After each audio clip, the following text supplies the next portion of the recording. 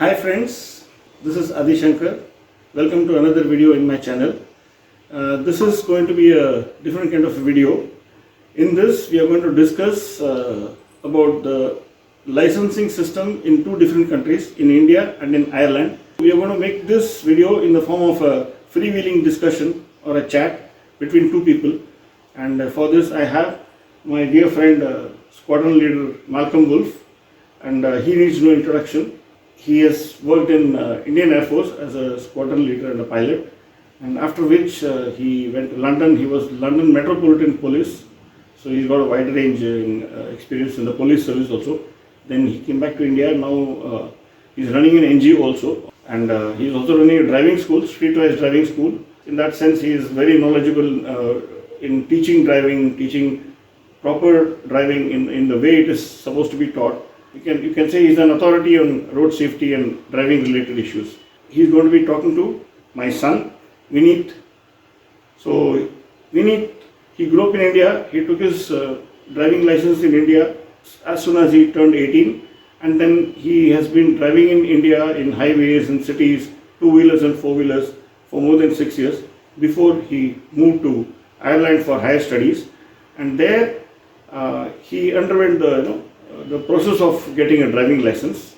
In this chat, Malcolm will talk to Vineet and get to know more about manner in which license applicants are tested and licenses are issued in India as well as in Ireland, and Vineet will share his experience. So let's straight away go to them. Hello Vineet, welcome to Hyderabad. Hi, welcome. Back home. Good to be back home. Nice to have you back home. So how was your stay in Ireland? I mean, what do you think of? I'm mainly interested in the roads and the traffic system that we have. By the way, congratulations firstly on your license. Thank you. It took me 2 attempts to pass the test. I only have some experience driving Ireland because I used to cycle around before I did my lessons and my tests with the car. So I already had a good idea of the system and the traffic signs, and I could see right away that traffic was very orderly. People followed the lane systems and everyone respected the rules and regulations of the road and the signs. So having cycled, it was very easy to transition to a car and do the test and do the lessons and the test. So great. So before you went to Ireland, you were driving in India? Yes, I was driving for more than 6 years. And how did you get your license in India?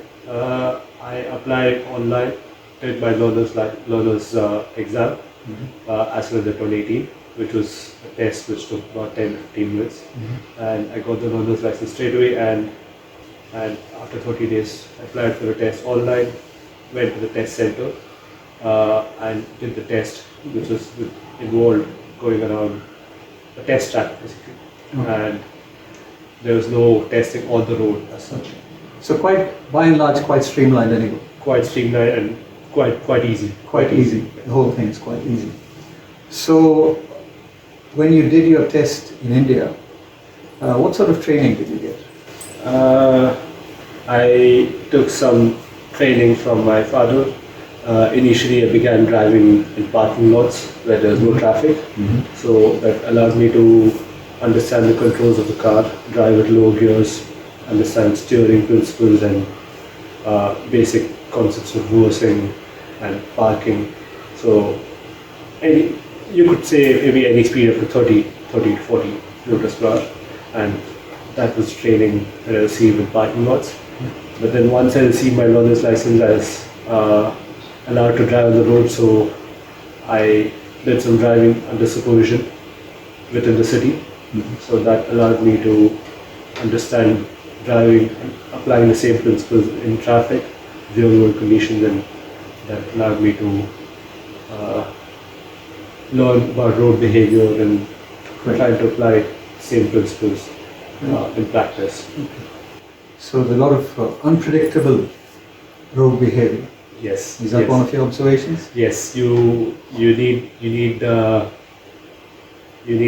eyes all around there. Not just your mirrors. Yeah, you need to be like a spider, 8 eyes all around your head. Great. And you need your senses. You need your senses about you at all times, and unless you actually know what's going on, you won't be able to judge the behavior of other road users. So in essence, you have actually learned the rules by yourself. Your dad has taught you some rules. Yes. But did you go to any driving school as such? No, no. As far as I know, there's no requirement to go to driving school in India. You're just allowed to apply for a learner's license, and as long as you have a learner's license for 30 days, you should be able to take the driver's test and Right. get your license. Are you aware of how the driving schools train in India? You have some Uh, friends who have gone through it. yes, I do know a bit. I do know a bit from my experience of what I've heard. I know that driving school generally take few students together at the same time, and they just drive along with the instructor, and the instructor has their own controls on the passenger side, and they tend to control the vehicle mostly with their controls and leave very little to the student themselves. Okay, So great. don't think that's very beneficial. True.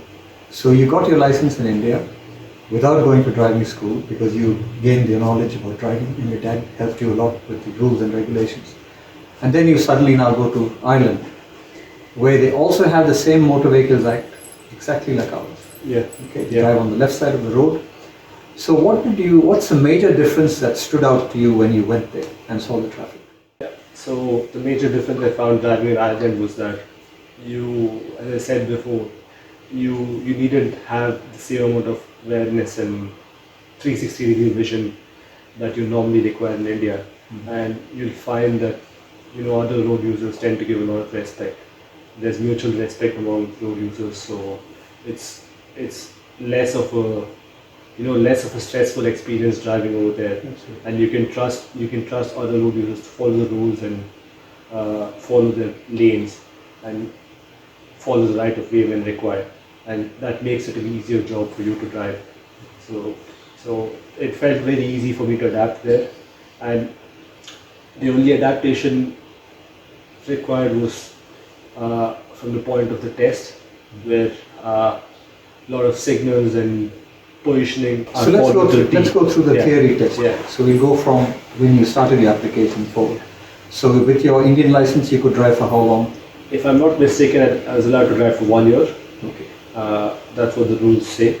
And in the meanwhile, I was supposed to begin the process of obtaining an Irish license, Irish driving license. So let's go with the start of obtaining the Yeah, license. so the process is managed by RSA, which is the Road Safety Authority in Ireland. And they have a website where you can log in, which is linked to your government ID, and they have a step-by-step process for obtaining a driving license. And they call it goals, and these goals are predefined. So for every step you take, you complete a goal, and it ends with you being a competent driver after getting your license. So in total, there are 7 goals. And when you start the goals, the first thing that you need to do is get your learner's permit. So it is also called a provisional license or a learner's permit. And for that, you need to apply online and give an online test, which is 40 questions, and the passing mark is 35. So you need 90%, almost 90% to pass the test.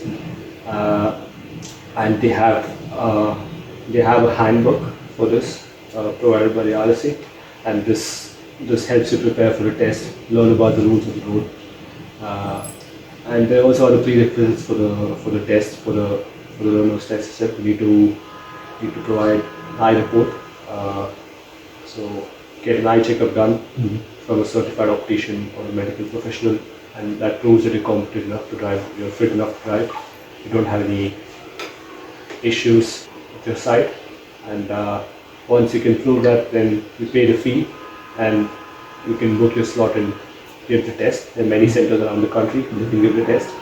So once you prepare for the test, the questions are generally about the rules of the road. Some of them are signs like these, some of them are questions about hypothetical scenarios that might occur on the road. You have something called a hazard perception test. Hazard perception, where they show you an incident and you have to click what are the hazards over there. No, not yet. not in this test. Not in this test. So the only kind of questions are more to do with a picture of a junction with different cars, and your car would be in red, for example, and then you would be asked to determine which car has the right of way and when would you be allowed to move ahead. So, as you know, you end up in different situations on the road where you might not be prepared for these kind of situations, and when you get into these situations, you need to know what to do, and this test helps you to learn about the situation and be prepared for the situation. So when you went to do the test, what was the atmosphere around the testing center? I mean, you know the atmosphere we have in Yeah. most other countries. Yeah. Just tell me, did you find them helpful? Did you find it easy? Was it you had to wait outside? Was it delayed?